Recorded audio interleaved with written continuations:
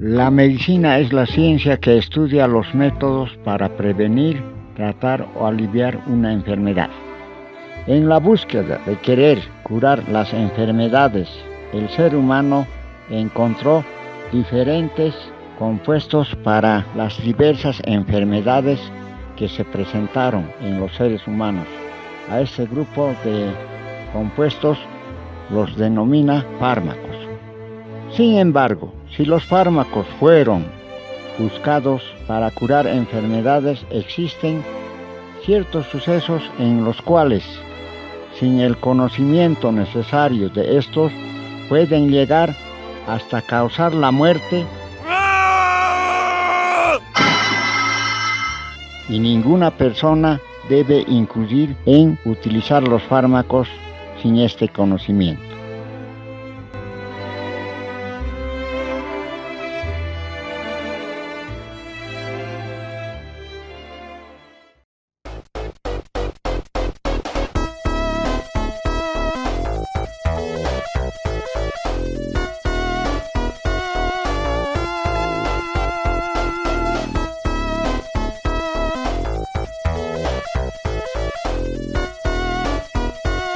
Farmacología, Dr. Belso. Farmacodinámica de los antiinflamatorios no esteroideos, funciones de los prostanoides en el cuerpo humano, sacado del libro de Farmacología de Goodman, 13ª edición. Ya conocimos las diferentes vías de metabolismo del ácido araquidónico. Ahora, dependiendo en el lugar que se produzca el metabolismo del ácido araquidónico creará específicos compuestos. Pero recuerden, no se sabe exactamente cómo se producen algunos de estos, solo se sabe que lo hacen. Veamos el primero. ¿Qué sucede si el ácido araquidónico se metaboliza en el sistema cardiovascular? La vía de la ciclooxigenasa 2 en el endotelio vascular crea a la prostaciclina. Esta liberación de prostaciclina es regulado por la tensión de cizallamiento y otros vasoconstrictores. Hola, soy yo, Calibot, para explicar esta tensión de cizallamiento. Se define como la fuerza por unidad de área que el flujo sanguíneo ejerce en la pared vascular. Esto es dado por la viscosidad sanguínea y del perfil de velocidad del flujo sanguíneo. Las unidades de área con la fuerza se expresan en dinas por centímetro cuadrado. La dina es una unidad para medir la fuerza y los centímetros al cuadrado miden el área de la zona afectada. Los valores normales son en sistema venoso entre 1 a 6 dinas por centímetro cuadrado, mientras que en el sistema arterial son mayores a 10 hasta 15 dinas por centímetro cuadrado. Como pueden ver, la tensión de cizallamiento es mayor en arterias que en venas porque las arterias andan más cerca de la aorta, de donde viene la expulsión de sangre por el corazón, mientras que en las venas, como son el retorno de la sangre, andan más lejos, donde llega la tensión de expulsión de sangre con menos fuerza. Pero además, hay varios prostanoides en diferentes lugares específicos del sistema cardiovascular. Veamos cada uno de estos casos. En el lecho vascular se encuentra la prostaglandina E2, la prostaciclina y la prostaglandina D2. Todos juntos causan vasodilatación, causando una disminución de la presión arterial en este lecho vascular.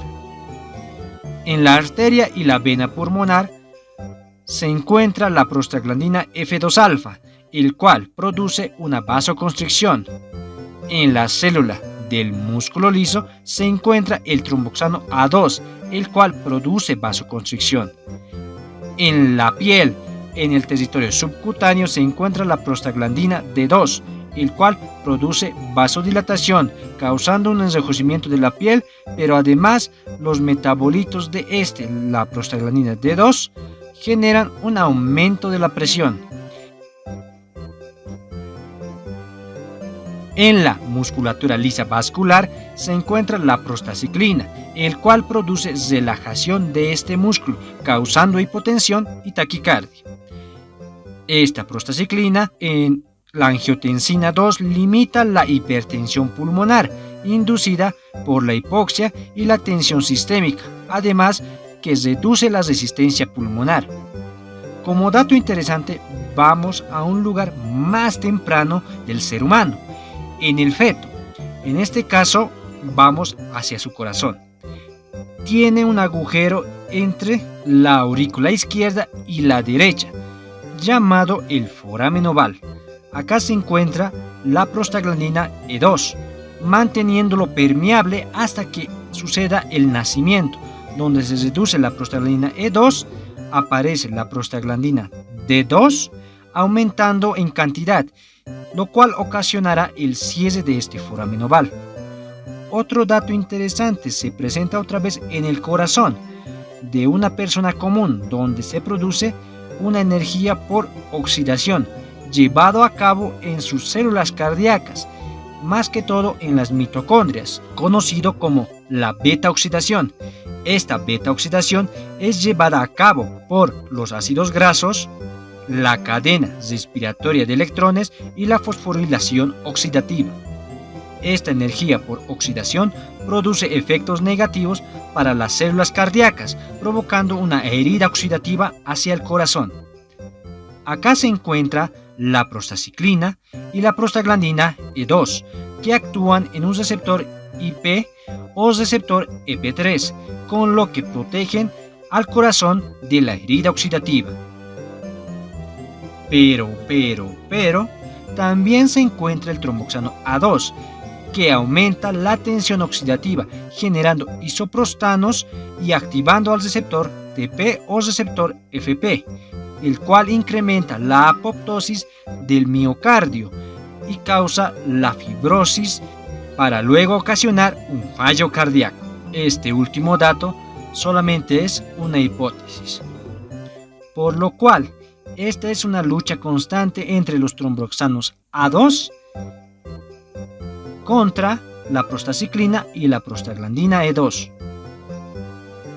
Pasemos a ver qué hacen los leucotrienos en el sistema cardiovascular. En la arteria coronaria y en la arteria pulmonar se encuentran los leucotrienos C4 y el leucotrieno D4.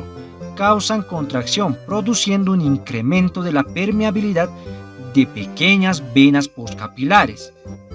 En alta cantidad, estos leucotrienos C4 y leucotrieno D4 causan vasoconstricción en las arteriolas y reducen la exudación del plasma.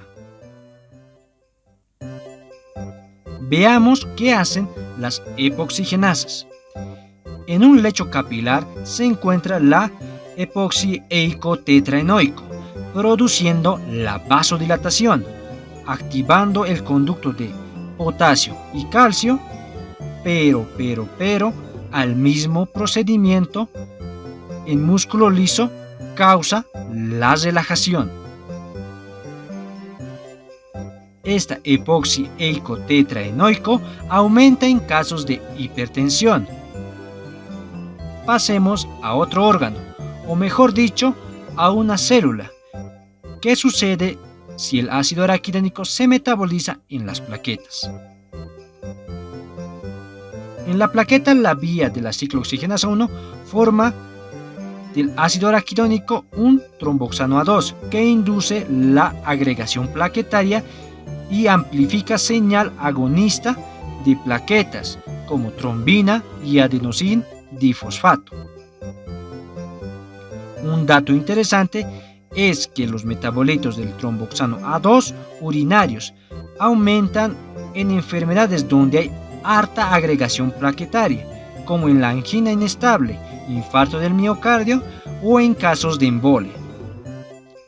El tromboxano A2, que tiene la semivida regulada por el tiempo de protrombina, e inhibidores endógenos como el óxido nítrico y la prostaciclina. Otro prostanoide presente en las plaquetas es la prostaglandina E2, que dependiendo de su concentración causará dos funciones. En baja cantidad en el receptor EP3 causan aumento de la cantidad de plaquetas. Por el contrario, la prostaglandina E2 en alta cantidad en el receptor IP, receptor P2 y receptor P4 inhiben el aumento de las plaquetas. Ahora hablemos de otra prostaglandina presente en las plaquetas, la prostaciclina o prostaglandina D2, que limitan la activación de las plaquetas, o sea, hacen que se activen hasta cierto punto por los tromboxanos A2, de manera que dejan de funcionar, causando desagregación los aglutinados de plaquetas. Pasemos al ácido araquidónico en la inflamación e inmunidad. La vía de los leucotrienos son proinflamatorios y junto con los prostaglandinas mantienen la inflamación. Pero algunos de estas prostaglandinas tienen una función un poco contraria. Tal es el caso de la prostaglandina E2, que inhibe la activación de los mastocitos. Recordemos que toda inflamación comienza con una lesión de cualquier tejido. Pongamos por ejemplo esta piel. La persona se hace una herida, lo cual aumentará la permeabilidad vascular y el flujo sanguíneo, los cuales producirán la creación de proinflamatorios de prostanoides, como prostaglandina E2 y prostaciclina. Además, para acabar esta inflamación, se usa la prostaglandina D2. Los tromboxanos A2 en esta herida de la piel ayudan a incrementar las plaquetas y los leucocitos, de los cuales el linfocito es el que casi tiene nula o poca prostaglandina, ya que la prostaglandina inhibe la función de los linfocitos y su liberación. Hablando más sobre los linfocitos, también sabemos que los linfocitos B son inhibidos en su diferenciación por prostaglandina E2, así logran inhibir las respuestas de los anticuerpos. Por otro lado, los linfocitos T son inhibidos igualmente por la prostaglandina E2, pero en su proliferación mitotigénica y la liberación de la linfocina. Otra prostaglandina presente en esta herida de la piel es la prostaglandina D2, el cual es un quimiotrayente leucocitario por el receptor DP2. Otro prostanoide presente en la herida de la piel son los leucotrienos con propiedades inflamatorias. El leucotrieno B4 tiene varias funciones en las células, aumenta la concentración de eosinófilos, promueve la desgranulación y generación de superóxido, así como promover la adhesión de los neutrófilos a células endoteliales y su migración endotelial, además de la estimulación de la liberación de citocinas por los macrófagos y los linfocitos. El grupo de los cisleucotrienos, como son el leucotrieno B4, D4 y E4, son quimiotoxinas para los eosinófilos y los monocitos. Generan citocinas de eosinófilos, mastocitos y células dendríticas, además de desgranulación y formación de los radicales de oxígeno. Además, van contribuyendo a la permeabilidad endotelial para transporte de células inflamatorias. Ahora hablemos del ácido araquidónico en el músculo bronquial y traqueal. En lesión en el pulmón produce varios cambios y los prostanoides están involucrados en esto. Separamos a los prostanoides en dos grupos: el tromboxano A2, la prostaglandina F2 alfa y la prostaglandina D2 serán los que contraigan, y la prostaglandina E2 y la prostaciclina serán los que relajen este músculo bronquial y traqueal.